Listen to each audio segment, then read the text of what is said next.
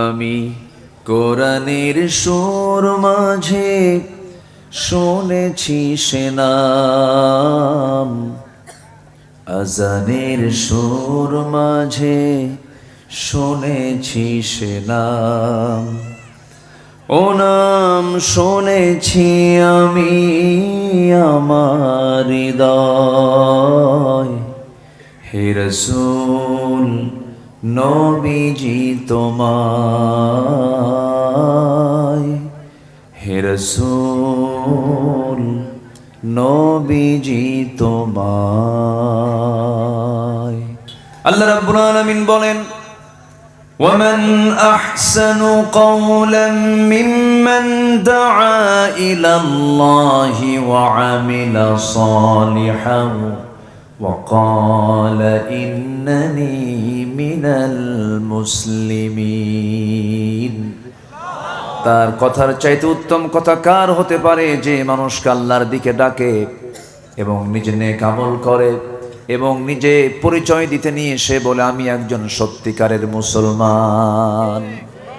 আমাদের পরিচয় কি আমরা বলেন তো? আমরা কি বলেন? মুসলমান।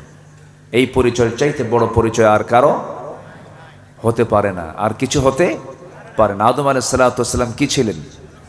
জোরে বলেন, জোরে বলেন। নূহ আলাইহিস সালাতু ওয়াস সালাম কি ছিলেন? ইব্রাহিম আলাইহিস সালাতু ওয়াস সালাম কি ছিলেন? মূসা আলাইহিস সালাতু ওয়াস সালাম কি ছিলেন? ঈসা আলাইহিস সালাতু ওয়াস সালাম কি ছিলেন? আমার নবী মুহাম্মদ সাল্লাল্লাহু, তিনি কি ছিলেন? আমরাও কি? আমাদের কালিমা কয়টা? তাহলে এত মত পার্থক্য কেন? প্রশ্ন তো এই জায়গায়। আল্লাহ রাব্বুল আলামিন বলেন, ألم تر كيف ضرب الله مثلا كلمة طيبة كشجرة طيبة أصلها ثابت وفرعها في السماء।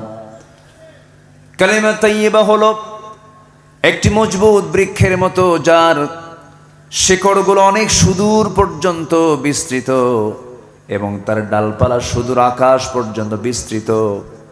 আমার বন্ধুগণ, সেই কালিমার ঝান্ডার তলে যদি আমরা সবাই যদি অটুট বন্ধনে, ভ্রাতৃত্বের বন্ধনে যদি আবদ্ধ হতে পারতাম, যাদের মধ্যে ঐক্য থাকবে, তাকওয়া থাকবে, সাহায্য কার আসবে? আসতে বলবেন না, সাহায্য কার আসবে? আল্লাহ রাব্বুল আলামিন নিজেই ওয়াদা করছেন, وعد الله الذين آمنوا منكم وعملوا الصالحات ليستخلفنهم في الأرض। আল্লাহ ওয়াদা করছেন যারা ঈমান আনবে এবং নেক আমল করবে, আমি আল্লাহ নিজে ওয়াদা করলাম আমি তাদের হাতে অবশ্যই খেলাফতি দিয়ে দেব। জোরে বলি সুবহানাল্লাহ। সম্মানিত ভাইয়েরা, কিন্তু আমলে ইমানি চেতনায় মুসলমান কি সবল না দুর্বল? এদেশের মানুষ বেশি নামাজ পড়ে না বেশি বিড়ি খায়? ভালো করে খাও। বেশি নামাজ পড়ে না বেশি বিড়ি খায়? হ্যাঁ, বিড়ি খাওয়ার দোয়া খাও। দোয়া আছে, যে কাজের দোয়াই নাই সেই কাজে আমরা ব্যস্ত। রমজানটা আল্লাহ পাক দিলেন বদভ্যাস দূর করার জন্য। সারাদিন রোজা, মাশাআল্লাহ, খায় না, সারাদিন না খেয়ে দিনগুলো চায়। ইফতার করা মাত্রই চাচার মাথায় কোন যেন একটা প্যাঁচ মারে। হ্যাঁ, চাচা আর মাথা ঠিক করতে পারে না। ত্রিমোহনী চৌমোহনী রাস্তার মাথায় আঁকাবাঁকা এরকম মোড়ে কিছু দোকান থাকে, ওই দোকানগুলো হচ্ছে গীবতের আড্ডাখানা। আমি কি ভুল বলছি? গীবতের আড্ডাখানায় বসে গেল, গীবত শুরু হয়ে গেল। রোজা রাখছে সারাদিন, ভালোই ছিল, গীবত করে আবার বলে সারাদিন তো খাই নাই, কাজা সহ আদায় করে দে বিড়ি। বলেন তো আছে না নাই? আছে না নাই? যে রোজা আপনাকে গীবত ছাড়ায় না, যে রোজা আপনাকে বদভ্যাস ছাড়ায় না, সে রোজা রাখার কোনো প্রয়োজন নাই বলেছেন মুহাম্মদ সাল্লাল্লাহু। রোজা কি শুধু রমজান মাসে না প্রত্যেক মাসেই আছে? বলেন বলেন বলেন বলেন। প্রত্যেক সপ্তাহেও আছে না নাই? প্রত্যেক সপ্তাহে কি বার? মাশাআল্লাহ, তুমি রোজা রাখো নাকি? এই ছেলে উত্তর দিল, দেখছেন, ছোট্ট বাচ্চা। অবশ্যই আদর্শের একটা পরিবার মনে হয় আছে এর সাথে। হ্যাঁ, ছোট্ট বাচ্চা উত্তরটা দিয়েছে। জি, কে এটা? গোপালহাটের ছেলে, এখানে নানির বাড়িতে আসছে। মাশাআল্লাহ, সোমবার বৃহস্পতিবার রোজা রাখা সুন্নাহ। ও বললো কেমনে জানেন? অবশ্যই এটার পারিবারিক শিক্ষা আছে না নেই বলেন তো? আচ্ছা, এটা বিশাল ব্যাপার। এটা এই ছোট্ট বয়সে উত্তর দেওয়া। সম্মানিত ভাই, এটা আবার কি শুরু হলো? এটা ওই দিক তাকায়েন না, ওই দিক তাকালে তো আমি ওয়াজ করতে পারবো না। ও যা করে করুক, আমার দিকে তাকান। ও আপনাকে দেখছে, আপনি ঠিক মতো শুনতেছেন কিনা। আপনি যদি ওই দিকে তাকান তাহলে তো আপনি ঠিক মতো শুনতেছেন না। ও তো কিরামন কাতিবিন হয়ে দেখতেছে সবকিছু। আমার দিকে তাকান এখন। তাহলে এতক্ষণের কথায় যে বিষয়টা আমি বোঝাতে চাচ্ছিলাম সেটা হলো, সংখ্যা ঠিক আছে মুসলমানের, দেশের সংখ্যাও কম নাই। 1/4, প্রতি 4 জন একজন করে মুসলমান গোটা পৃথিবীতে। প্রাকৃতিক সম্পদ, খনিজ সম্পদ, সব দিক থেকে মুসলমান কোনো অংশে কম না। 1 নম্বর ধনীর তালিকা তাও মুসলমান। তাহলে এত কিছু হওয়ার পরেও মুসলমান রাজকে অত্যাচারিত, মজলুম, জুলুমের শিকার হচ্ছে কেন? কি জন্য? এর কারণটা কি? মূল কারণটা কি? মূল কারণ হচ্ছে, আমি যতটুকু বুঝতে পেরেছি সেটা হচ্ছে দুটো কারণ। 1 নম্বর হলো, আমরা ভ্রাতৃত্বের বন্ধনকে ছিন্ন করে ফেলেছি। ভ্রাতৃত্বের বন্ধন নেই বললেই চলে। আমাদের চোখে পানি নাই, আমরা মার্ডার করি, আমরা খুন করে ফেলি, হাসতে হাসতে গুলি করে হত্যা করি। আমাদের মধ্যে মায়া দয়া কাজ করে না, আমাদের মধ্যে কোনো ভ্রাতৃত্বের কোনো গন্ধ নেই, মোহাব্বত নেই, উদারতা নেই, ক্ষমা করে দেওয়ার মানসিকতা নেই। ওয়াল কাযিমিনাল গায়য, ক্রোধ সংবরণ নেই। মেজাজের ভারসাম্যহীনতা নিয়ে আমরা বসবাস করছি। অথচ আল্লাহ রাব্বুল আলামিন বলেন, الذين ينفقون في السراء والضراء والكاظمين الغيظ والعافين عن الناس والله يحب المحسنين। ওই সমস্ত বান্দাগুলো আল্লাহর পছন্দের বান্দা, যারা সচ্ছলতায় অসচ্ছলতায়, গোপনে প্রকাশ্যে যারা আল্লাহর পথে খরচ করে, যারা ক্রোধকে সংবরণ করে, মানুষকে মাফ করে দেয়। আল্লাহ পাক ওই সমস্ত মুহসিন বান্দাদেরকে দারুণ ভালোবাসেন। জোরে বলি সুবহানাল্লাহ। কি প্রতিশোধ নেওয়া না ক্ষমা করা? বলেন, প্রতিশোধ নেওয়া না ক্ষমা করা? বিগত 16 বছর যারা ক্ষমতার মসনদে ছিলেন, তারা কি ক্ষমা করেছেন না প্রতিশোধ নিয়েছেন? এই যে ফলাফল, এখন ফলাফল পাচ্ছে না। ক্ষমার ফলাফল ছিল ইতিবাচক, আর প্রতিশোধের ফলাফল হলো নেতিবাচক, যার রেজাল্ট এখন পাচ্ছে। খুঁজে পাওয়া যাচ্ছে না কোথায়, সব ফেরেশতা হয়ে গেছে। কি হয়ে গেছে? সব ফেরেশতা, কেউ নাই। তারা যে ক্ষমতার মসনদে গত অগাস্টের আগে ছিল, এটা মনেই হচ্ছে না। তারা যে ছিল, তাদের যে দাপট ছিল, এটার কোনো নামগন্ধ খুঁজে পাওয়া যাচ্ছে না। কেন? এটার মূল কারণ হলো প্রতিশোধ না ক্ষমা? কি করেছে তারা? বলেন বলেন বলেন। ক্ষমা করেছে না প্রতিশোধ নিয়েছে? প্রতিশোধ। তারা যদি 40-42 বছর পরে এসে 40-42 বছর আগের যদি হত্যার বিচার শুরু করতে চায়, শুরু করতে পারে, শেষ করতে পারে। তাজা প্রাণ চলে গেল অগাস্টে, জুলাইয়ে আমার সন্তানদের জীবন চলে গেল রাজপথে। প্রতিটি হত্যার বিচার বাংলার জমিনে হতে হবে। রাজি আছেন কারা কারা? হাত উঁচু করে দেখান মুসলমান।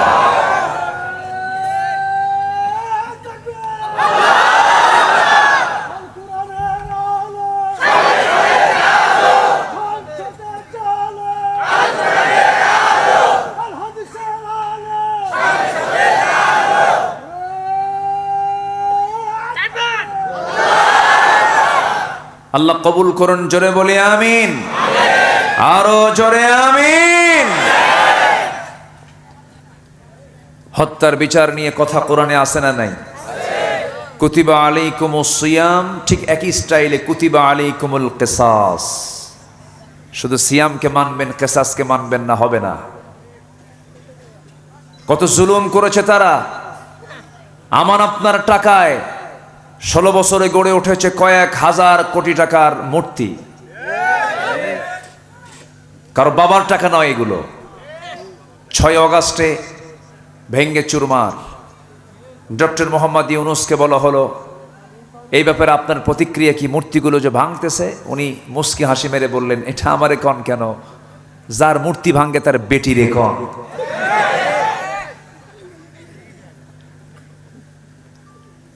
সম্মানিত বন্ধুগণ, আমার আপনার টাকার অপচয় করা হয়েছে। এই দেশে কোনো কিছুর অভাব নাই। দেশকে ভালোবাসে কারা? জাতির কাছে এখন অস্পষ্ট না সুস্পষ্ট? এই 16-17 বছরে তারা যদি দেশকে ভালোবাসতো, দুর্নীতি করেছে, তাও দেশের টাকা দেশেই রাখতো।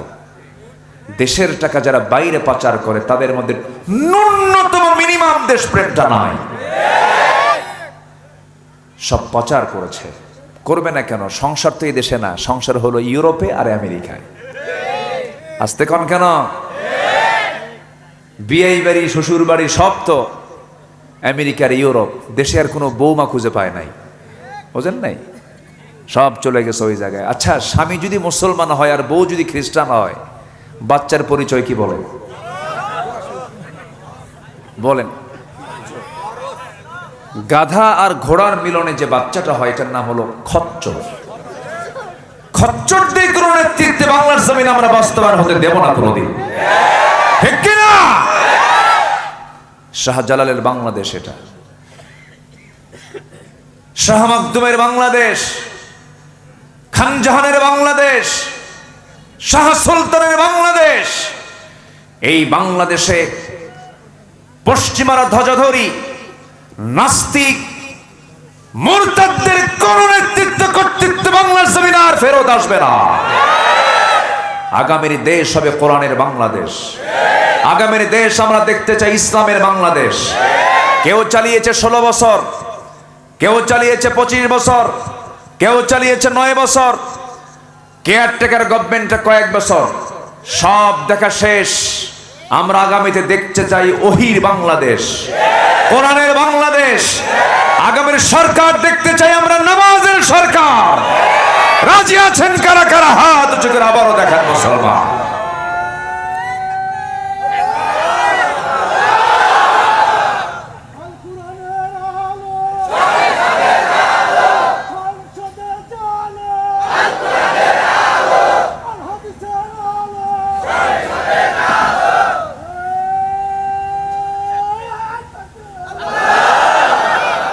আল্লাহ কবুল করুন, জোরে বলে আমিন।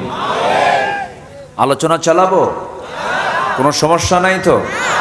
এতদিন তো আমাদেরকে কথা বলতে দেয়নি। 16 বছরও তারা ক্ষমতায় ছিল।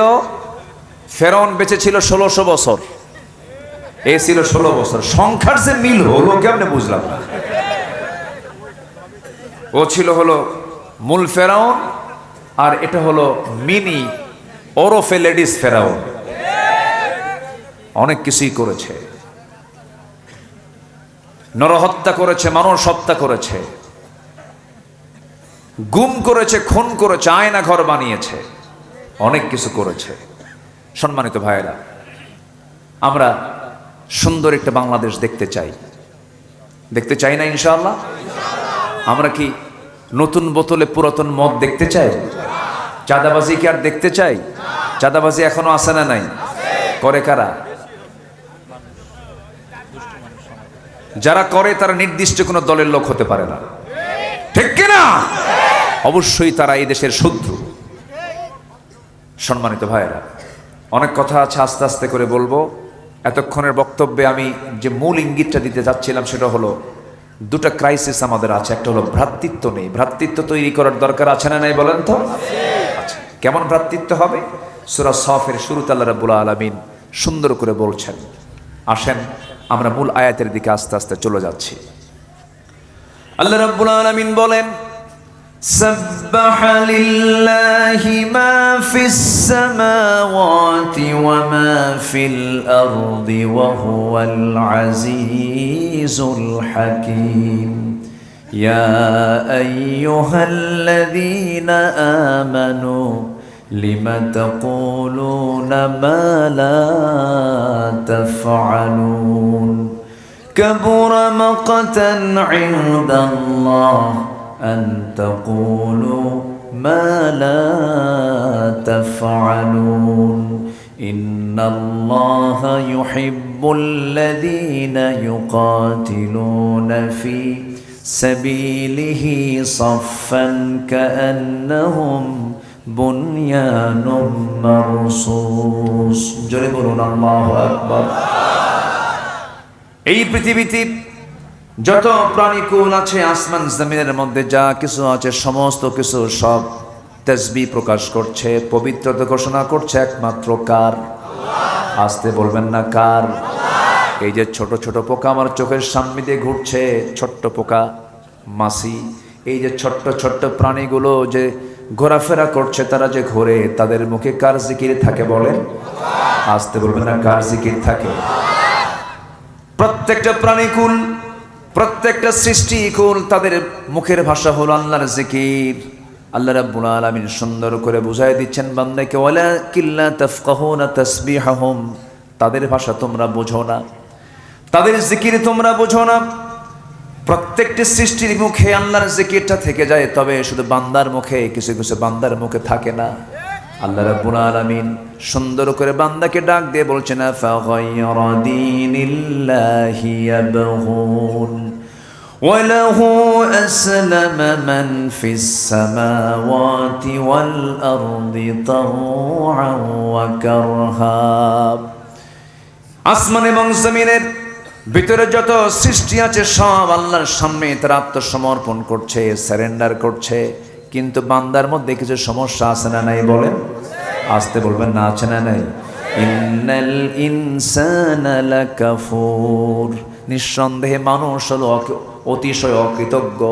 মানুষের মুখে কোনো আল্লাহর জিকির থাকে না। কিছু কিছু বান্দা আছে আল্লাহর নাম নিতেও লজ্জা করে। আছে না নাই? আছে না নাই? আছে না নাই? আছে। আল্লাহর বিরুদ্ধে কথা বলে। আমার দেশে বহু মুসলমান আছে, মুসলমান 5 ওয়াক্ত নামাজও পড়ে, কিন্তু এই জমিন আল্লাহর দিন কায়েম হওয়া দরকার এটাকে মানতে চায় না। আছে কিনা বলেন তো? আছে কিনা? আছে কিনা? এই রোগ কি কম লোকের না বেশি লোকের? মুসলমান নামাজও পড়ে, রোজাও রাখে, কিন্তু আল্লাহর জমিন আল্লাহর দিন কায়েম হোক এটা চায় না। এই রোগ কি কম লোকের না বেশি লোকের? ঠিক আছে, আমি জি আলহামদুলিল্লাহ। সবাই চিনেন তো ওনাকে না? আলহামদুলিল্লাহ, আমরা তার জন্য দোয়া করি। আসসালামু আলাইকুম। আল্লাহ ভাইজানের সকল খেদমতকে কবুল করুন। জোরে বলি আল্লাহুম্মা আমিন। বসে পড়ুন। আছেন তো না? আপনিও চলে যাবেন? না, আমি চলে যাব। আচ্ছা, আপনি বসেন। মাশাআল্লাহ। এই চেয়ারটা ফাঁকা থাকবে? হ্যাঁ, এটাও পূরণ করেন। জি, বসে পড়েন। সামনের কাতার পূরণ করুন, কাতার সোজা করুন। বসে পড়ুন। জি, আমার দিকে তাকান। এই পৃথিবীর সকল প্রাণীগুলো জিকির করে কার? আসতে বলুন, জিকির করে কার? কোনো সন্দেহ আছে নাকি? সকল প্রাণী আল্লাহর জিকির করছে, কোনো সন্দেহ নাই। আল্লাহু আকবার। আমার আপনার মিস হতে পারে, কিন্তু অন্য কোনো প্রাণীর জিকির করতে কোনো মিস নেই। সকল প্রাণী আল্লাহর জিকির করে। যেখানেই যান না কেন সকল মাখলুকের মুখ থেকে বের হয়ে যায় লা ইলাহা ইল্লাল্লাহ, লা ইলাহা ইল্লাল্লাহ, সুবহানাল্লাহ ওয়ালহামদুলিল্লাহ, লা ইলাহা ইল্লাল্লাহ। আরো জোরে লা ইলাহা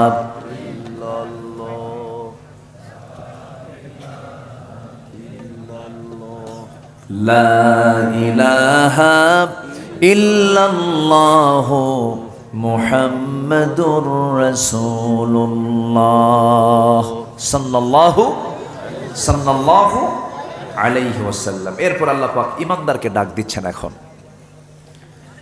সূরা সফের 2 নম্বর আয়াত আল্লাহ রাব্বুল আলামিন ইমানদারকে এবার ডাক দিচ্ছেন, কি সুন্দর করে বলছেন, ইয়া আইয়ুহাল্লাযীনা আমানু লিমা তাকুলুনা মা লা তাফআলুন।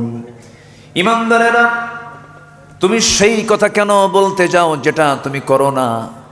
যা করবে না তা বলবে না, এটা কে পছন্দ করেন? আজ তুমি কে পছন্দ করেন? সেই কাজটাই, সেই কথাটাই বলবে যা তুমি করবে।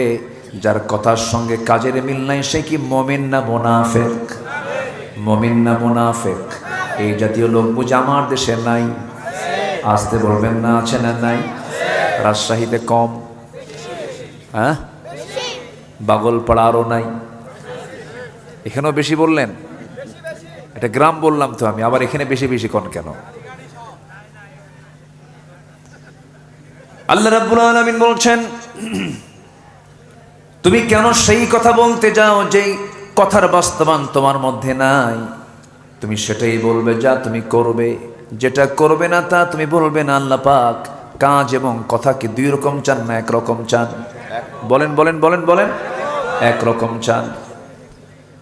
ইমানদারদের বৈশিষ্ট্য তেমনটা হওয়ার কথা, কারণ ইমানদার কখনো ওয়াদাকে ভঙ্গ করবে না। ওয়াল্লাযীনা হুম লিআমানাতিহিম ওয়া আহদিহিম রাউন ওয়াল্লাযীনা হুম আলা সালাওয়াতিহিম ইউহাফিযুন উলাইকা হুমুল ওয়ারিসুন الذين يرثون الفردوس هم فيها خالدون। জোরে বলুন আল্লাহু আকবার। ইমানদার তো তারাই যারা তাদের আমানত ঠিক রাখবে, যারা তার ওয়াদা ঠিক রাখবে, এবং তারা করবে কি? নামাজের ব্যাপারে যত্নশীল হবে। এই সমস্ত বান্দাগুলোকে মহান রব্বুল আলামিন ওয়াদা করে বলছেন, এই সমস্ত বান্দাগুলো জান্নাতুল ফিরদাউসের ওয়ারিস হয়ে যাবে। ওয়াদা ঠিক রাখবে, আমানত ঠিক রাখবে। রাষ্ট্র ক্ষমতা একটা আমানত। রাষ্ট্র ক্ষমতা একটা কি বলেন তো? আমানত। রাষ্ট্র ক্ষমতা বড় একটা আমানত। যিনি রাষ্ট্রপতি হবেন তার মধ্যে পরপেরেশানি বেশি থাকবে। ইমামতি যিনি করবেন তার দায়িত্ব কম হয় না বেশি হয়? বেশি হয়ে যায়। আপনি একা মুসল্লি নামাজ পড়ছেন, আপনার যদি কোনো ভুল হয় আপনার দায়টা আপনি দেখবেন, কিন্তু ইমাম যদি নামাজে দাঁড়ায় যদি কোনো ভুল করে ফেলে সকল মুসল্লির দায় তার কাঁধে চলে আসবে। আমার বন্ধুগণ, রাষ্ট্রপতির সম্মান যেমন আল্লাহ পাক বেশি দিয়েছেন, আবার রাষ্ট্রপতি যদি কোনো ভুল করে ফেলে তারও শাস্তির পরিমাণও কম না বেশি? একজন খলিফার কথা মনে পড়ে গেল, সাইয়েদনা ওমর ফারুকের নাম সবাই শুনেছেন। ইসলাম গ্রহণের পূর্বে তিনি একজন একরোখা মানুষ ছিলেন। রাসূলকে মারার জন্য কেউ সাহস পায় না, বলা হলো কে মারবে? সাইয়েদনা ওমর ফারুক একাই দাঁড়ায় গেলেন, তরবারি নিয়ে দাঁড়ায় বলছ, ও আবু জেহেল, শুধু আমাকে অনুমতি দিয়ে দাও, মুহাম্মদের কাল্লা তোমার সামনে হাজির করে ফেলবো। রাসূলকে মারার জন্য যে লোকটা সিদ্ধান্ত নিয়ে নেয় সে লোকটা কেমন হতে পারে? কিন্তু রাসূলকে মারতে গিয়ে একটা জায়গায় দুর্বল হয়ে গেলেন, একটা জায়গায় তিনি পরাজয় হলেন। সে একটা জায়গায় কি বলেন? বলেন বলেন বলেন বলেন বলেন। একটা জায়গায় কোরআনের কাছে কি তিনি হেরে গেলেন।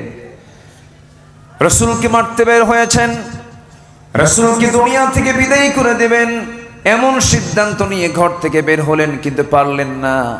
মাঝপথে এক সাহাবী বললেন, ওমর তুমি কোথায় যাচ্ছ? রাসূলকে মারার জন্য যাই। তুমি কি জানো তোমার বোন ভগ্নিপতি কালিমা পড়ে মুসলমান হয়ে গেছে? লাইনটা অন্যদিকে নিয়ে চলে গেলেন। বোনকে মারতে মারতে রক্তাক্ত করে জমিনে ফেলে দেওয়ার পর বোন এবার বলে, ভাই তোমার দেহে যার রক্ত আমার দেহে সেই পিতারই রক্ত, আজকে তুমি আমাকে মারতে মারতে যদি দুনিয়া থেকে বিদায় করে দাও, ইমানের যে স্বাদ পেয়েছি ইমান থেকে এক চুল পরিমাণ তোমার বোন ফাতিমা দূরে যাবে না। ভাইয়ের মধ্যে দরদ চলে আসলো, হারে কি টান এটা।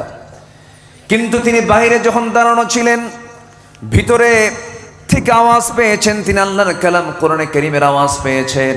ওই সময় তার দিলটা নরম হয়ে গেছে। সচেতন মানুষ ওমরে ফারুক ছিলেন।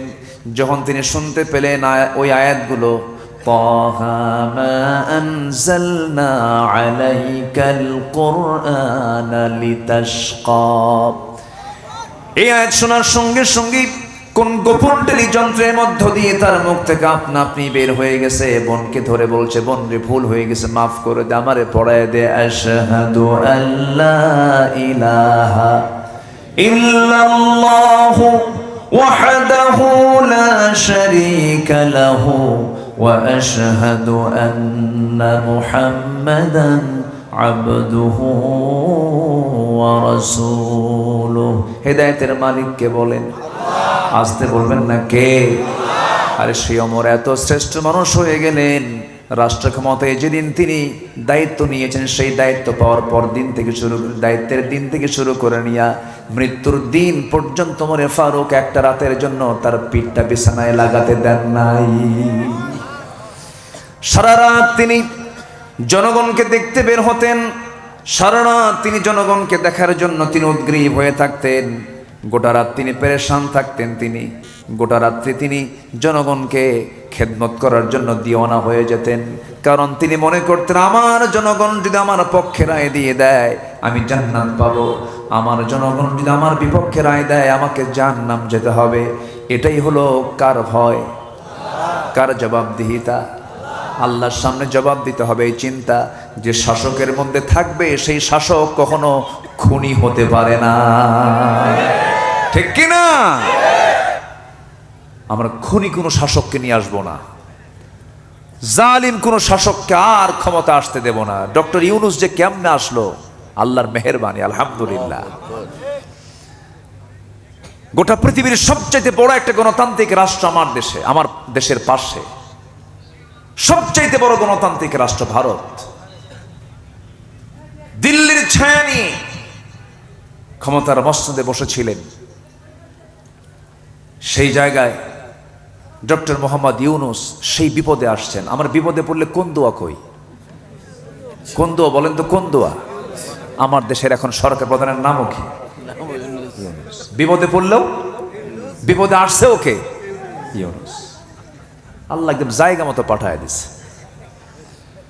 আমি আমার বুদ্ধি বয়সে কোন রমজান মাসে দেখি নাই পেঁয়াজের দাম 30 টাকা ছিল। কি পিছনে কি? হ্যাঁ, ও পিছনে গ্যারেজ না? আচ্ছা, একটু কথা বলা যাবে না? আপনার অত্যন্ত শান্ত মনের মানুষ, আমি খুবই আনন্দ পাচ্ছি আপনাকে পেয়ে। আলহামদুলিল্লাহ, জোরে বলি আলহামদুলিল্লাহ। খুবই আনন্দ পাচ্ছি। আমাকে সময় দিচ্ছেন তো সবাই ইনশাআল্লাহ? কারো কোনো কষ্ট হচ্ছে না তো? জি। হ্যাঁ, ফজর পর্যন্তই কন, আবার কম বলেন কেন? যা আছে কপালে, জানাজা সহ নয় হবে, এই তো খুব ভালো। আল্লাহ আপনাদের এই আগ্রহকে কবুল করুন, জোরে বলি আল্লাহুম্মা আমিন। সম্মানিত ভাইয়েরা, রমজান মাসে 30 টাকা কেজি পেঁয়াজ অকল্পনীয়। গত রমজানে ছিল হলো 150 টাকা, এবার হলো 30 টাকা। কি যেন, ও আচ্ছা, কি যেন বলতেছিলাম, ডক্টর ইউনূসের কথা বলছিলাম। পেঁয়াজ ও আদাসিহা ও বাসালিহা, বাসাল গত রমজান বেশি ছিল, হ্যাঁ। কম। বিমান ভাড়া, যে বিমানের টিকিট গত বছর ছিল হলো 1.5 লক্ষ টাকা, সেই বিমান টিকিট এবছর 50,000 টাকা। কেন? কোন সিন্ডিকেট চলবে না। পাসপোর্ট দেখাও, টিকিট নাও, কোন সিন্ডিকেট করা যাবে না। বলেন ঠিক হতে পারে না দেশ? বলেন ঠিক হতে পারে না দেশ? অবশ্যই পারে, অবশ্যই দেশ ঠিক হয়ে যাবে। কেন হবে না? শুধুমাত্র কোরআনওয়ালাদের হাতে শুধু দেশটা দিয়ে দেন, কোরআনওয়ালাদের হাতে, যারা কোরআন চায়। আল্লাহর কসম করে বলছি, গোটা পৃথিবীর একটি আদর্শ রাষ্ট্রে পরিণত হবে আমার সোনার বাংলাদেশ। আল্লাহর ওয়াদা, লাফাতাহনা আলাইহিম বারাকাতিম মিনাস সামাই ওয়াল আরদ। আল্লাহ বলছেন, আমি আসমান এবং জমিনের সব বরকতের দরজা খুলে দেব। নচেত তোরা বিল্ডিং বানাবি, আমি থাইল্যান্ডের মতো একটা করে ধাক্কা মেরে ভূমিকম্প দিয়ে বসায় দেব। কি আসে না? এরকম রেকর্ড হয় না? এরকম জানেন না? আপনারা জানেন না? কি হয়ে গেল? থাইল্যান্ড, মায়ানমার, এই তো পার্শ্ববর্তী দেশ মায়ানমার, পার্শ্ববর্তী দেশ থাইল্যান্ড, পাশাপাশি, বেশি দূর নাই কিন্তু, আমার আপনার বাড়ির কাছাকাছি আসতে সময় লাগবে না। আল্লাহ একটু ইঙ্গিত দিচ্ছেন, ভালো হ, নাচানাচি করবি, আমিও নাচানাচি করব, কথা বোঝেন না? তুই নাচানাচি করবি, আমিও নাচানাচি করব। যেই সমাজে নাচ গান বাড়বে সেই সমাজে আল্লাহর ভূমিকম্প বেড়ে যাবে। এই জন্য আল্লাহ রাব্বুল আলামিন বলছেন, গজব থেকে বাঁচার জন্য হারাম কাজ ছেড়ে দাও। যখন কোনো জনপদে গান বাজনা বেড়ে যায়, সুদের কারবার বেড়ে যায়, বেহাপনা বেড়ে যায়, তখন ভূমিকম্প গজব আকারে নাজিল করেন তিনি আমার কে? আমার বন্ধুগণ, মূল্যায়নের দিকে আবার চলে আসি। আমরা কথা যা বলবো কাজটা তাই করব, কথার সঙ্গে কাজ মিলায় নেব, সেই বান্দা জান্নাতি হয়ে যাবে। মুখ থেকে মিথ্যা কথা বলবো না। যদি আপনি আমাকে প্রশ্ন করেন পৃথিবীতে আমি একটা আমল করে জান্নাত পেতে চাই, আমার রাসূল এক সাহাবীকে উত্তর দিয়েছিলেন, সাহাবীর জীবনে কখনো মিথ্যা কথা বলবা না। কিন্তু আমার দেশে সবচেয়ে বেশি মিথ্যা কথা বলে কারা? বলেন তো, কারা বেশি মিথ্যা কথা বলে? দেখছেন নেতারা, দেখেন উত্তর কিন্তু জনগণ বোঝে। কিন্তু আমি কিন্তু বলি নাই যে কে, আপনারা কিন্তু উত্তর দিলেন কারা বেশি মিথ্যা কথা বলে। আমার বন্ধুগণ, অসৎ নেতৃত্ব, বাতিল নেতৃত্বের মুখে আমরা থুতু মারবো, এখন থেকে সচেতন হয়ে যাব। কারণ ঘর পোড়া গরু কি দেখলে ভয় পায়? বলেন, এই কথা আছে নাকি এলাকায় প্রচলন আছে না? আমরা আর ভুল করব না, আমরা আর ভুল পথে যাব না। আমার বন্ধুগণ, সেই ধরনের ব্যক্তি কি দেখতে চাই যাদের দিকে তাকালে পরে ওমর ফারুকের কথা মনে হয়ে যায়, যাদের কথা কাজ এক ছিল, রাতের আধারে সব ঘুমিয়ে পড়ে আর অর্ধ দুনিয়া শাসন করত ওমর ফারুক জনগণকে দেখার জন্য রাস্তায় রাস্তায় ঘোরে। আমার জনগণগুলো কেমন আছে? কারণ জনগণ যদি সেদিন ক্লেম দিয়ে দেয়, অভিযোগ দিয়ে দেয় আমাকে জাহান্নাম যেতে হবে, তিনি বসে আছেন, একদিন তার পাশে একজন সাহাবী হাদিস বর্ণনা করছে, যার ভিতরে যারা পরিমাণ অহংকার কাজ করবে সে ব্যক্তি জাহান্নামী। ওমর ফারুক সেখান থেকে লাফ মেরে গিয়ে জমিনে পড়ে গেলেন, ধুলাই মলিন হলেন, গোটা শরীর ধুলা দিয়ে মাখায় বলছেন, ওমর তোমার মধ্যে অহংকার চলে এসেছে, তুমি খলিফাতুল মুসলিমিন। এই করে রোনাজারি করছেন, কাঁদতেছেন, আকাশের দিকে তাকায় দুটো হাত তুলে বলছেন, আকাশের মালিক আল্লাহ, আমার মনে হয় গোটা পৃথিবীর যত মানুষ এই পৃথিবীতে তুমি আল্লাহ পাঠাইছ, সব ব্যক্তিকে তুমি যদি জান্নাত দিয়া একজন ব্যক্তিকে যদি জাহান্নাম দাও, আমার মনে হয় সেই একজন ব্যক্তি জাহান্নামে যাও, যে ব্যক্তি সেই ব্যক্তি হলাম আমি ওমর। নিজেকে কত দুর্বল মনে করেছেন তারা। সাইয়েদনা ওমর ফারুক একদিন আমার নবীর সিলেকশন দেওয়া এক সাহাবী হুযায়ফা রাদিয়াল্লাহু তাআলা আনহু, যিনি মুনাফিকের তালিকা নিয়ে ঘুরতেন, রাসূল তার কাছে মুনাফিকের তালিকা রেখেছিলেন, তিনি শুধু জানতেন মুনাফিক মদিনার কারা কারা।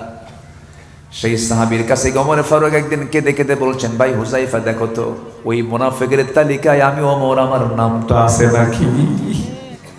দেখো তো আমার নামটা আছে নাকি? হুযায়ফা কেঁদে কেঁদে বলেন, এখন তো ঘোড়ার প্রয়োজন হয় না, এখন হুন্ডার প্রয়োজন হয়, তখন ছিল নিত্য প্রয়োজন ঘোড়া। ঘোড়া কেনার জন্য বাজারে চলে গেছেন, ঘোড়া বিক্রেতার কাছে সব লেনদেন ক্লিয়ার হয়ে গেছে, ঘোড়া তিনি বুঝে নিয়েছেন, টাকাও তিনি দিয়ে দিয়েছেন, ক্রয় বিক্রয় শেষ, চুক্তি শেষ।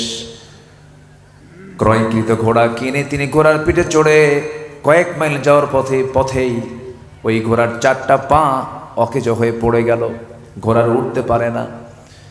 সাইয়েদনা ওমর ফারুক রাদিয়াল্লাহু তাআলা আনহু আহত সেই ঘোড়াটাকে নিয়ে, অসুস্থ সেই ঘোড়াটাকে নিয়ে সঙ্গে করে ওই বিক্রেতা ঘোড়াওয়ালার কাছে এসে বলতেছে, ঘোড়াওয়ালা তুমি আমাকে কি ঘোড়া দিলা? এই ঘোড়া আমি নেব না, ফেরত নিয়ে নাও, কারণ অসুস্থ ঘোড়া তুমি আমাকে দিয়ে টাকা নিয়েছো, তুমি ফাঁকি দিয়েছো, এই ঘোড়াটা তুমি ফেরত নিয়ে আমাকে টাকাটা দিয়ে দাও। ঘোড়াওয়ালা বলছে, আমিরুল মুমিনিন, আল্লাহর কসম করে বলি, আমি আপনাকে সুস্থ ঘোড়া দিয়েছি, আপনি ভুল বুঝতে পারছেন, আমি এই ঘোড়ার টাকা আপনাকে ফেরত দেব না, কারণ ক্রয় বিক্রয় চুক্তি সম্পূর্ণ হয়ে গেছে। ওমর ফারুক খেপে গেলেন, রেগে গেলেন। এবার ঘোড়া বিক্রেতা বলছে, ঠিক আছে, আপনার দোষ নাই, আমারও দোষ নাই, চলুন আমরা আদালতে যাই। কোথায় যাই? আজকের শাসকদের কাছে বলার ক্ষমতা আছে? আসতে কয় ক্ষমতা আছে? সাইয়েদনা ওমর ফারুকের রাগ কম না বেশি? বলেন বলেন বলেন বলেন। ওনার কথার আগে লাঠি চলতো। ওনার কথার আগে কি চলতো? লাঠি চলতো। কথা বলার আগে কি চলতো বলেন? লাঠি চলতো। এই ওমর ফারুক রাদিয়াল্লাহু তাআলা আনহুর সামনে যখন সামান্য ঘোড়া বিক্রেতা যখন বলল চলুন আমরা আদালতে যাব, আদালত রায় দেবে যেটা সেটাই আমরা মানব, ওমর ফারুক রাদিয়াল্লাহু আনহু মুস্কি হাসি মেরে বললেন ঠিক আছে ঘোড়া বিক্রেতা চলো আদালতে চলে যাই। আঞ্চলিক একটা আদালত প্রাঙ্গণে চলে গেলেন। সে আদালতের জাস্টিস হচ্ছেন কাজী শুরাই ইবনুল হারিস আল কিন্দি রাহমাতুল্লাহি আলাইহি। তিনি সে আদালতের চেয়ারে বসা আছেন।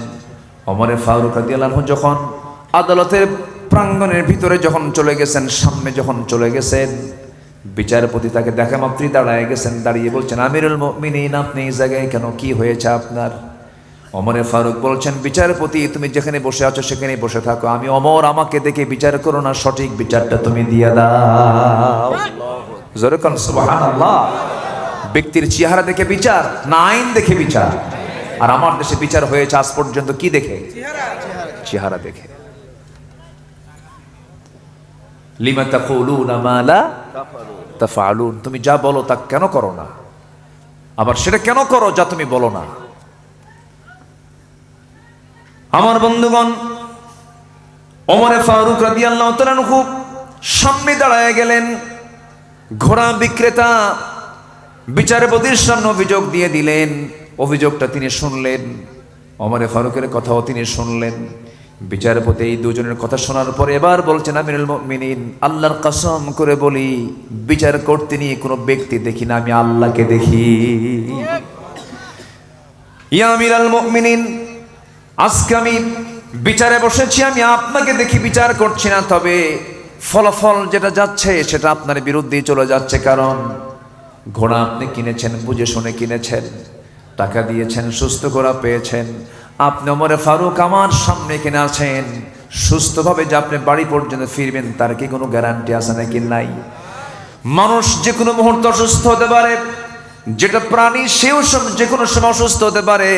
সুস্থ ঘোড়া আপনি কিনে নিয়েছেন, বুঝে পেয়েছেন, আপনার মালিকানা যাওয়ার পর অসুস্থ হয়ে পড়েছে, কোনো ক্রমেই ঘোড়া বিক্রেতা আপনাকে টাকা ফেরত দেবে না। আপনি অসুস্থ হয়েছে, আপনার মালিকানায় চলে যাওয়ার পরে অসুস্থ ঘোড়ার মালিক আপনি। আপনি এখন অসুস্থ ঘোড়া নিয়ে বাড়ি চলে যান। সুবহানাল্লাহ বলবেন না? সাইয়েদনা ওমর ফারুক রাদিয়াল্লাহু তাআলা আনহু মুস্কি হাসি মেরে আদালত প্রাঙ্গণ ত্যাগ করলেন, সোজা বাড়িতে চলে গেলেন। পরের দিন সকালবেলা তিনি মন্ত্রী বৈঠকে বসলেন, মাজলিস শুরার বৈঠকে বসলেন, পরামর্শ সভার বৈঠকে বসে সবাইকে লক্ষ্য করে বললেন আমি একজন বিচারপতি পেয়েছি গতকালকে, যে বিচারপতি কোনো ব্যক্তিকে দেখে বিচার করে না, সে আইন দেখে বিচার করে। সেই কাজী শুরাইকে আঞ্চলিক বিচারপতি না বানায়া তার সাহসিকতার কারণে আমার বিরুদ্ধে সে রায় দেওয়ার সাহস পেয়েছে, তাকে চিফ জাস্টিসের পদে আমি তাকে বসায়া দিলাম। জোরে কোন সুবহানাল্লাহ।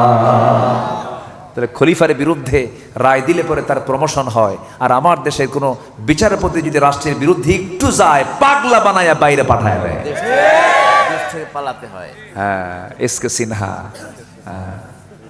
কথা বলবো কথা বলবো, কথা অনেক আছে। আমাকে সময় দিচ্ছেন তো? জোরে বলি ইনশাআল্লাহ। তাহলে ইমানদারের কথা আর কাজ হবে দুই না এক? দুই না এক?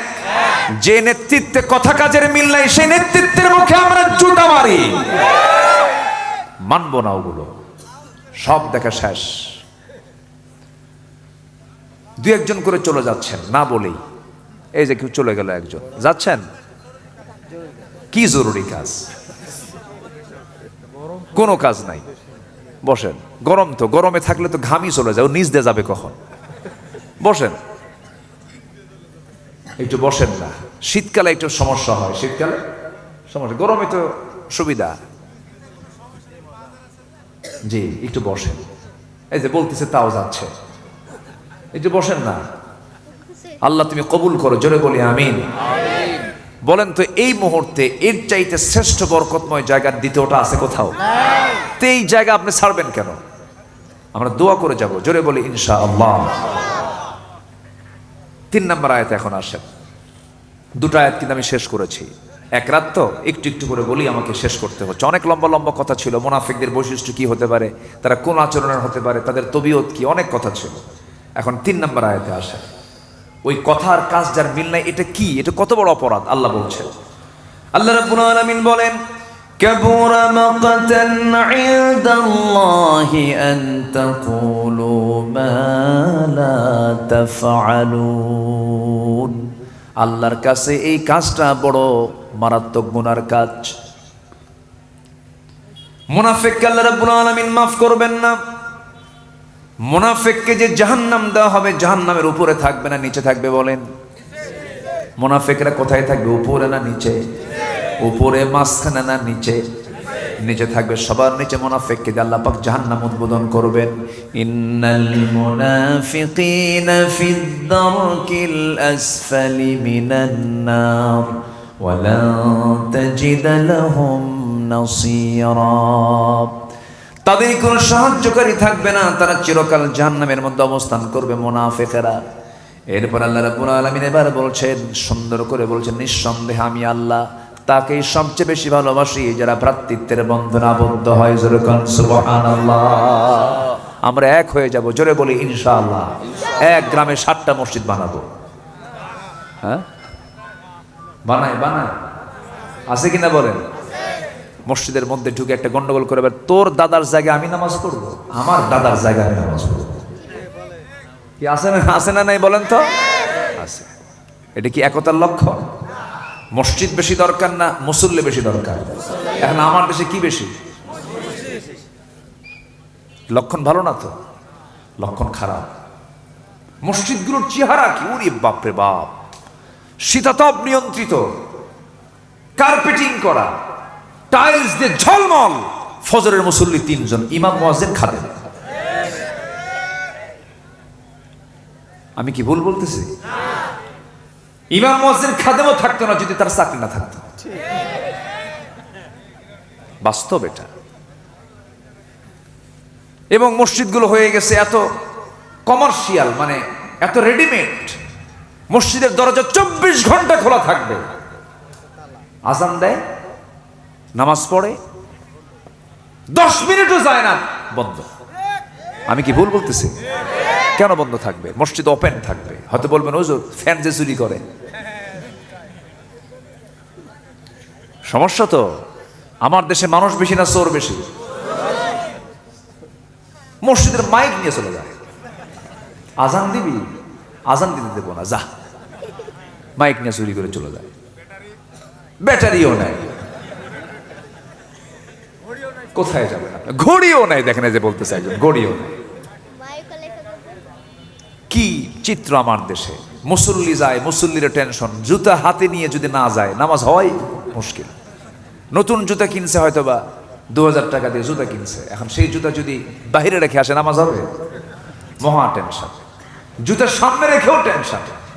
জুতা সামনে রাখে, রুকুতে যায়, ভাবে আমি তখন দেখি না, এখন এই মুহূর্তে যদি নিয়ে যায়। আমারই ঘটছে, আমি যাব 2015 সালে হজে। 2015 সালে হজে যাব, আমার ফ্লাইট রাত 3টায়। তা আমি বাইতুল মোকাররমের নিচতলা থেকে 1 জোড়া জুতা কিনলাম। নিচতলা থেকে, বাইতুল মোকাররমের নিচে কিন্তু মার্কেট। 1 জোড়া জুতা কিনে আমি এশার নামাজ পড়ার জন্য মসজিদে ঢুকছি। ওই মসজিদের যে পিলার আছে, পিলারের কোনায় রেখে নামাজে দাঁড়ালাম। নামাজ শেষে দেখি জুতা নাই। কি কথা কি বুঝতেছেন? গত 20 দিন আগে, না রমজানের আগে,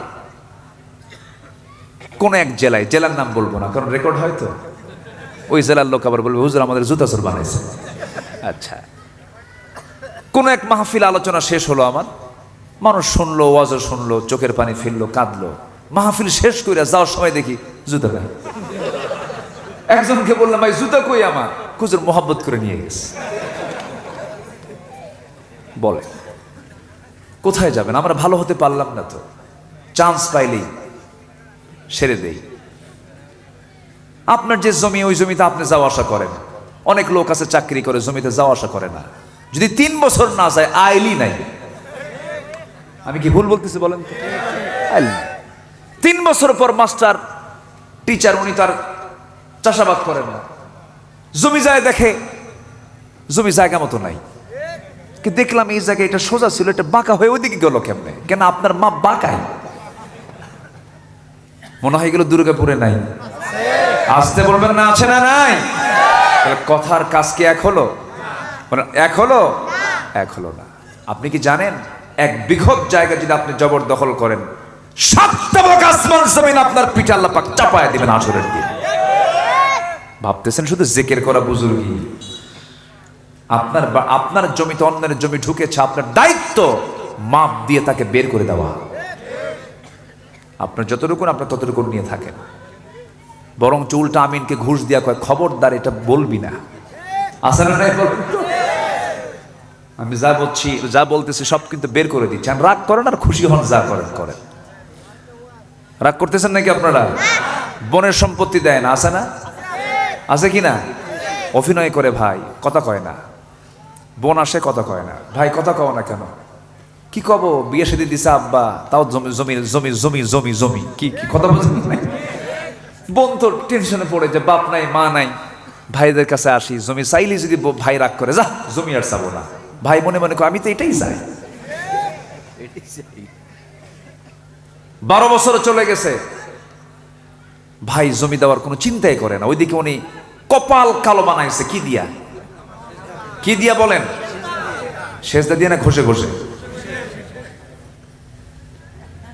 আবার ওই বোনের সম্পত্তির জায়গার উপরে ধান লাগায়া, ভুট্টা লাগায়া, আলু লাগায়া, টাকাগুলো জমায়া জমায়া হজেও যায়, দান সদকা করে, মসজিদ মাদ্রাসা বানাচ্ছে, কিন্তু বোনের হক মেরে খেয়েছে। বোন একদিন বলে ফেললো, ভাই রে আমার হক আমাকে ফেরত দাও, আমাকে দিতেই হবে। এবার ভাই চিন্তায় পড়ে গেছে, না বোন তো শক্ত হয়ে গেছে, এবার পাম মারে। সুন্দর করে করে কি নাটোরের কাঁচাগোল্লা নাকি? নাটোরের কাঁচাগোল্লা, বগুড়ার দই, যশোরের খই, কুমিল্লার রসমালাই সব কিছু হাজির করে।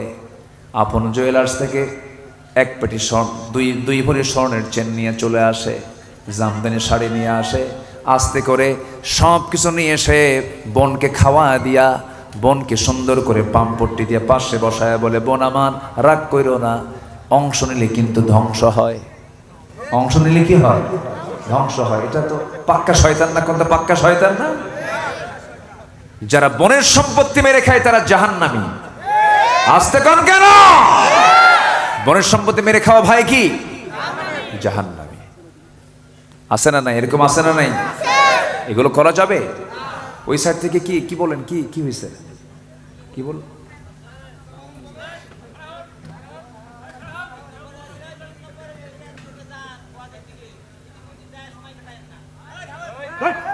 কি কয় বুঝলাম না, কি বললো?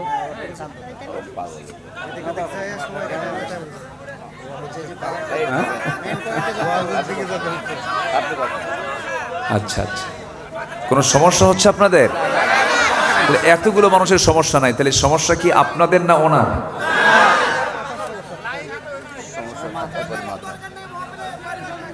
জি জি জি, আচ্ছা ঠিক আছে, আমার দিকে তাকান, বলি আলহামদুলিল্লাহ। রুগী যখন ডাক্তারের কাছে যায়, রুগীকে ডাক্তার কি দেখে? রুগীর চেহারা দেখে না রোগ দেখে?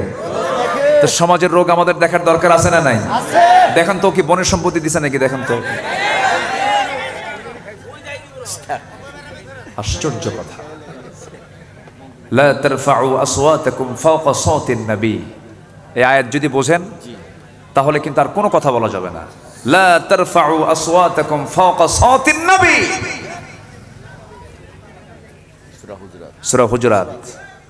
এই মাহফিলে যদি কেউ বেয়াদব প্রমাণ হয় আল্লাহর আদালতে, সে জাহান্নামী। এটা সাধারণ কোনো জায়গা না তো। এটা এখানে অংশ বন্টনের কথা কোরআনে আছে না নেই বলেন তো? লিযযাকারি মিসলু হাযযিল উনসাইন, কোরআন শরীফের আয়াত। আমি কি একটা কথা কি আমি কোরআনের বাইরে একটা কথাও বলেছি? তাহলে না বুঝে এমনি একটা কথা বলেন কেন? চুপচাপ শোনেন। যদি কোনো ভালো না লাগে অথবা অপছন্দ হয়, অথবা যদি মনে হয় আমার কোনো ভুল হচ্ছে, সুন্দর করে একটা চিটকুট লিখে দেন, আস্তে করে সুন্দর করে পরামর্শ দেন। এটাও যেন ইদফা বিল্লাতি হিয়া আহসান, উত্তম আচরণের মধ্য দিয়ে আপনি এটাকে করেন, এটাকে ফেস করেন, যেন অন্য কারো কোনো কষ্ট না হয়। কষ্ট পাচ্ছেন নাকি আপনারা? একটু কান লাগান সম্মানিত ভাইয়েরা। তাহলে কথা আর কাজ হবে দুই রকম না এক রকম?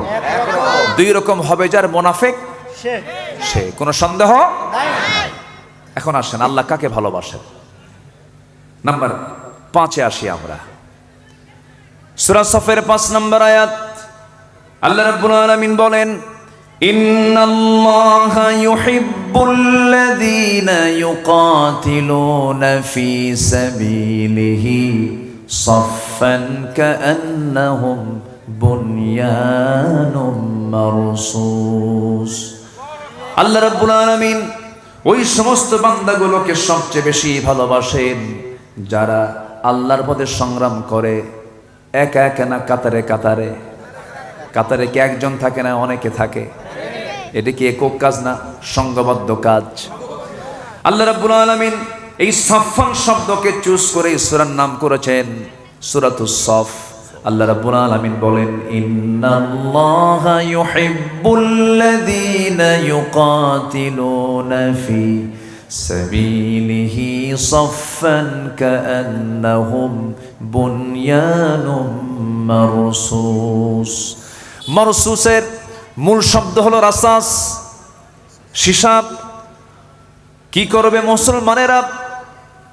সীসার মতো কাতারবদ্ধ হবে। আল্লাহ পাক মাহদুদ বলতে পারতেন, মাহদুদ মানে হলো লোহা। আল্লাহ পাক লোহার কথা বলেছেন না সীসার কথা বলেছেন? সীসার কথা বলেছেন। কান লাগায় শুনবেন সবাই।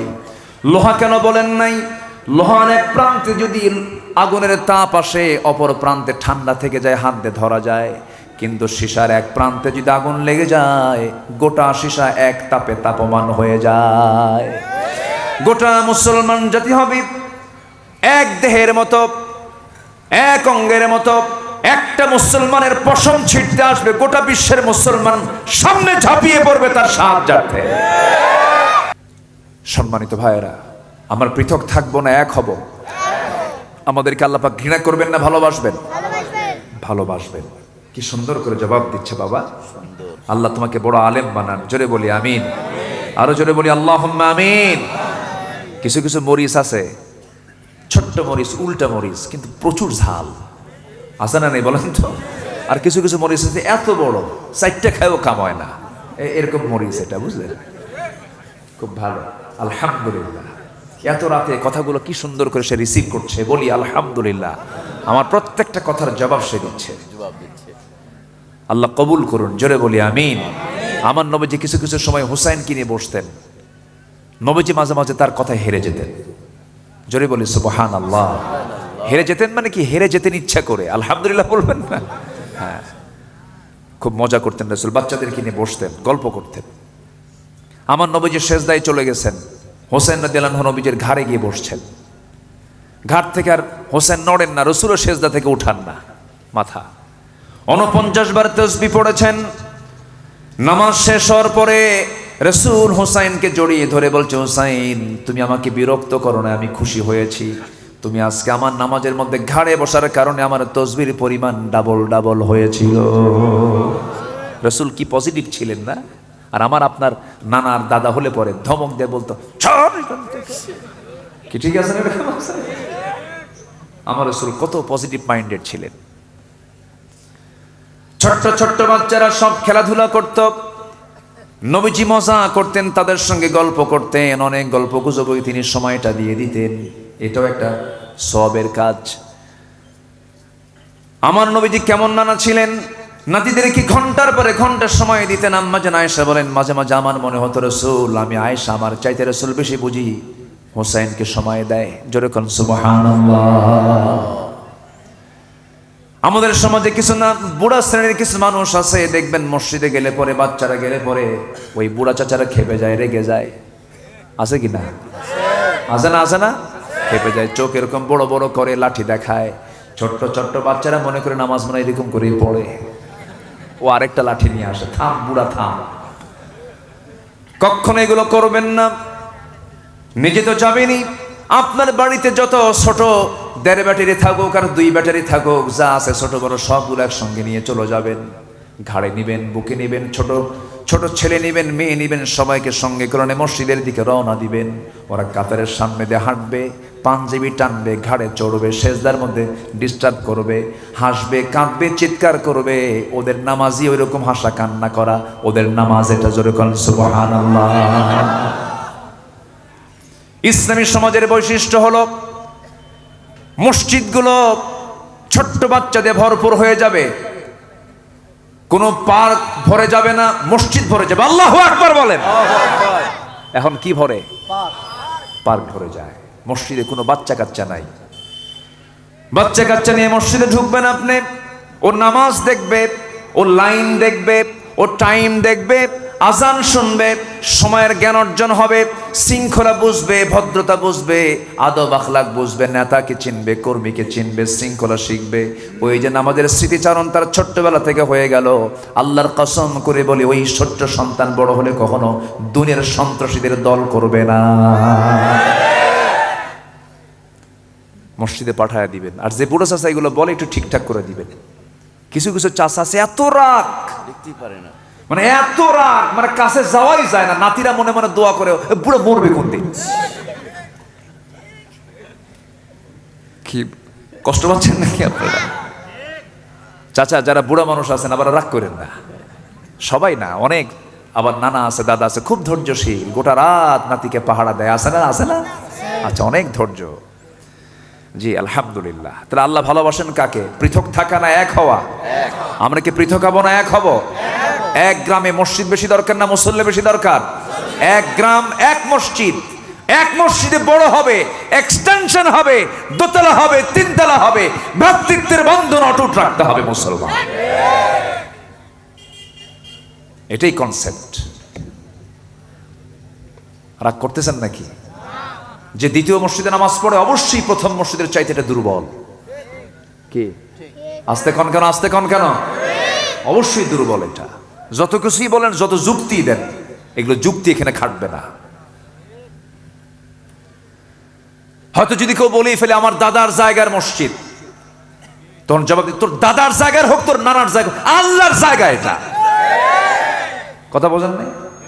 আপনার ইগোতে আপনি লাগাবেন আল্লাহর ঘর নিয়া, আপনার ইগোতে লাগান যাবে না। তোর দাদার জায়গা ভালো আছে, ঠিক আছে, কিন্তু এটা আল্লাহর ঘর, কোনো ফাইজলামি করবি না, খায়া ফেলামো একদম। কি ঠিক আছে না? বাস।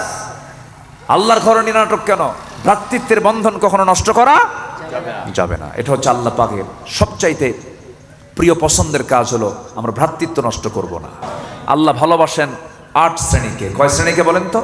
এর মধ্যে একটা হলো সেই শ্রেণী যারা ভ্রাতৃত্বের বন্ধনে আবদ্ধ হয়। আরো আছে কয়টা বলেন? 8টা হলে কয়টা হলো? আরো আছে কয়টা বলেন? সবাই শুনতে রাজি আছেন তো? এই বছর না সামনে বছর? জোরে বলি ইনশাআল্লাহ। আল্লাহ রাব্বুল আলামিন 8 শ্রেণীকে ভালোবাসেন। এর মধ্যে আমরা একটা শ্রেণী জেনে গেলাম। নাম্বার 2 হলো যারা তাওয়াক্কুল করবে, ভরসা করবে কার উপরে? বদরে সাহায্য করেছেন কে? বদরের মুসলমানরা বিজয়ী হয়েছেন সংখ্যা দিয়া, অস্ত্র দিয়া না, তাওয়াক্কুল দিয়া। ভরসা করেছেন কার উপরে? টাকা নাই, পয়সা নাই, খাবার নাই, কিচ্ছু নাই, জোগান নাই, কিচ্ছু নাই।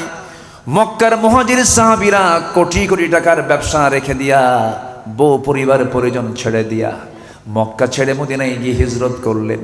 নবীর সামনে এক ধনী সাহাবী, মিলিয়নার সাহাবী, কোটি কোটি টাকার মালিক আব্দুর রহমান ইবনে আওফ আমার নবীর সামনে দাঁড়ায় আছেন, বসে আছেন। নবীজি তার চেহারার দিকে তাকায় কেঁদে ফেললেন আর বলছেন, আব্দুর রহমান, নিজের চোখে আমি দেখেছি কোটি কোটি টাকার ব্যবসা তুমি করেছ, আজকে বউ ছেড়ে দিয়া, সন্তান ছেড়ে দিয়া, ব্যবসা বাণিজ্য ছেড়ে আজকে ফকিরের মতো মদিনায় বসে আছো। আব্দুর রহমান, তোমার কি মন খারাপ হয় না? তিনি মুস্কি হাসি মেরে বলছে, হুজুর আল্লাহর কসম করে বলি, বউ চলে গেছে, সন্তান হেরে গেছে, ব্যবসা হেরে গেছে, কিন্তু আমি আমার আল্লাহ এবং রাসূলকে পেয়ে গেছি। আমার কিচ্ছু দরকার নাই, আমি খুবই সন্তুষ্ট হুজুর, আমার কোনো সমস্যা নাই। কিচ্ছু বললেন না রাসূলকে। আমার নবীজি সহ্য করতে না পেরে এক আনসার ধনী সাহাবীকে ডাক দিয়ে বলছেন, আনসার ধনী সাহাবী, এইদিকে আসো, আমার এই আব্দুর রহমানকে একটু দেখো তো, একটু খেয়াল করো তো। এতটুকুন বলেছেন, আনসার সাহাবী করলেন কি, ঘোড়ার পিঠে তাকে চড়ায় নিয়া মদিনার সবচেয়ে বড় 2টা খেজুর বাগান তাকে দেখায় দিয়ে বলছেন, ভাই রে, এই দুইটা খেজুর বাগান আল্লাহ পাক আমাকে দান করেছেন, আল্লাহ পাক আমাকে দিয়েছেন, মালিক আমি। এই দুইটা খেজুর বাগানের মধ্যে কোন বাগানটা তোমার পছন্দ হয়, এই মুহূর্তে আমি তোমার নামে এই বাগানটা আমি দলিল করে দেব। ভ্রাতৃত্ব কি কম না বেশি? আসতে বলবেন না, কম না বেশি? এই কথা বলার সঙ্গে সঙ্গে আব্দুর রহমান বললেন, ভাই আনসার সাহাবী আর কি বলবে বলো? এবার বলতেছে, বুঝতে পেরেছি তুমি তোমার পরিবার পরিজন নিয়ে কথা বলবে। আল্লাহ পাক আমাকে দুইটা বউ দান করেছেন। আমি জানি এই মদিনার কোনো মেয়ের বাবা তোমার সঙ্গে তার মেয়েকে বিয়ে দেবে না। বইয়ের তো প্রয়োজন, স্ত্রী ছাড়া তো মানুষ চলতে পারে না। যৌবনটাকে নিয়ন্ত্রণ করা কঠিন। অতএব আমার দুইটা বউয়ের জায়গা আমি একটা বউ তালাক দিয়ে দেব, সেই বউটাকে তুমি তোমার বউ বানাইয়া নিবা। আল্লাহু আকবার। এই কথা শোনার সঙ্গে সঙ্গে আব্দুর রহমান ইবনে আউফ মুস্কি হাসি মেরে আনসার সাহাবীকে বুকের সঙ্গে জড়িয়ে ধরে বলছে, ভাই রে, খেজুর বাগানটাও লাগবে না, বউ তালাকও দেওয়া লাগবে না, আমি খুশি হয়েছি। ভাই আমি ব্যবসা বুঝি, আমাকে একটু দোকানে ব্যবসা বুঝায় দাও। ছোট্ট একটা বাজারে ছোট্ট একটা ব্যবসা আমাকে দেখায় দাও। ছোট্ট একটা বাজারে ছোট্ট একটা ব্যবসা তাকে দেখায় দেওয়া হলো। কিছুদিনের মধ্যে তিনি সেই ব্যবসা করে কয়েক রতি সোনা কামাই করলেন। ভরি না, রতি। কি বলেন? কি? কয়েক রতি তিনি সোনা কামাই করলেন। মনে করলেন বিয়েটা করা প্রয়োজন। মেয়ে দেখতে গেলেন, পছন্দ হলো, বিয়ে শাদী করে ফেললেন। 3-4 দিন খবর নাই।